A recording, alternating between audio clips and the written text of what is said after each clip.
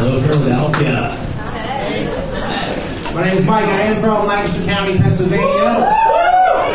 Not the reaction I expected. It is weird. I mean, it's not as sophisticated as the large town of Philadelphia. Lancaster's a whole different kind of place. I mean, for example, my mom is my favorite aunt. We have that. And it's kind of weird because we get something that I never really understood in Lancaster. We get New Jersey tourists. Because if I had to choose between the beach or the Amish, yeah, the Amish, sure.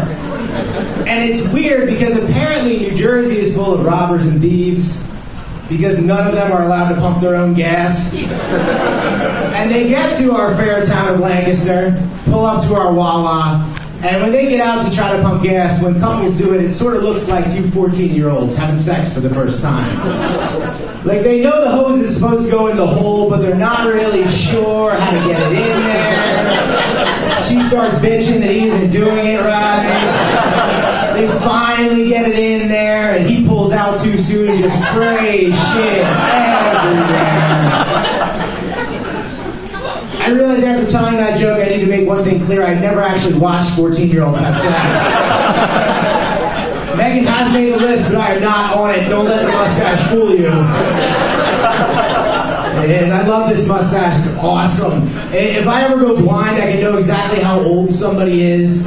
Because like 20 to 30, they tell you how creepy you look. 30 to 40, they tell you, what are you trying to be, Ron Jeremy? And then everybody 60 plus tells you to put up your dukes. I don't have any dukes. Yeah, no, I don't know anybody in here has ever been married before, or is currently married. Good, you guys failed that part, cool. I was married for a bit, and every marriage, and I gotta tell you, the best way to end all your marriage fights by far is divorce. God. One-stop shopping for marital problems, and it's really interesting. We have that day, and everybody who's ever been through divorce has that day where this is over.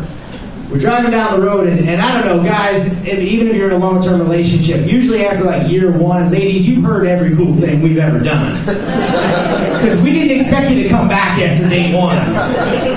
And I just blurted out of nowhere, I said, we're very proud of my sister. She is a 4-year Penn State graduate. Sometimes people applaud their assholes. Anyway, but no, and I just blurted it out. It's weird because, at that time you could be proud of a degree from Penn State University. And my wife blurts out, she goes, wow, that's just a public school. Wow. Right? So, me being the smart guy that I am, kept my mouth moving and these words escaped. Really, do you have a degree?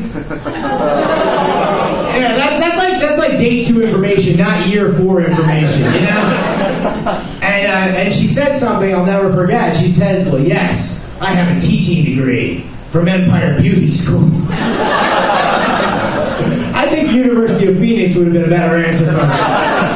It was a very, very awkward ride. We finally get to the bar that we were going to, and we walked in, and there was these 3 very, very large gentlemen out by the counter, and they were laughing. And if anybody has had, a female friend who's a little self-conscious, you walk in where there's laughing, those people are laughing at her. Now, these 3 guys kind of look like pagans. Not the religious ones, the ones that ride the Harleys. And she goes, you go take care of that shit. So I walked up to these guys, and I had a memory in my mind. I used to be a punk rocker, and I went to go see The Business up in New York City back in about 92. And I am that old, unfortunately. But I ended up in a fight up there, and it ended with the doctor saying, Mr. Boyer, we're about to staple your head shut. To which I responded, is there some sort of anesthesia? To which he said, Mr. Boyer, you don't have insurance. Clank, clank, clank. So I got that flush in my head, and I'm walking up to the largest gentleman. I said, listen, I know you weren't laughing at my wife. I knew you were just, having a joke. Listen, let's all do a shot of Jägermeister, the drink of peace. And we can get this solved. He said, oh no, we were playing our favorite game. Do you know what that's called? I said, no. It's called Fat or Pregnant. What do you say, Philadelphia? What do you do? I went back and I got my wife.